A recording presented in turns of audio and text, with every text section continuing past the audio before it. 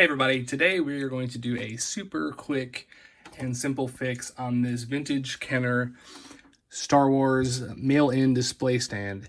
Now, one of the common things that you'll find with these, other than it being missing the cardboard backer, is that the pegs on the stands for the individual figures often are broken off. So I picked up this one, and we're going to take off this backer for a moment.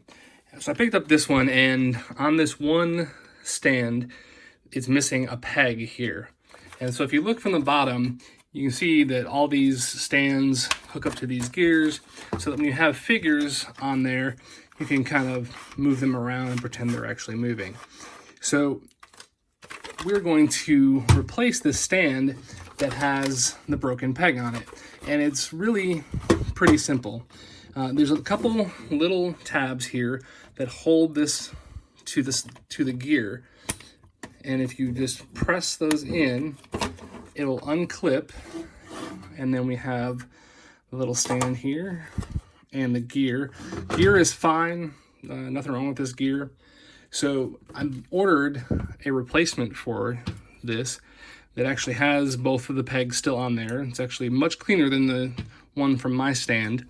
So to replace that, I'm going to put the gear back in place here.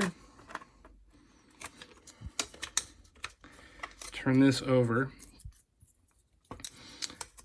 and all we have to do is slide that into the gear so that it clips in place. So you just press it, and now it's clipped into place, and that's fixed. Now obviously you can see this one, because it came from a different set, or at least from an online retailer. This came from a different set, so it looks a little bit different, but now it has both pegs, and we can get this cleaned up and looking a lot better. But I just wanted to do a quick video on how to replace the individual stand on the display stand, so we can put the backer back on the back here. And now we're ready.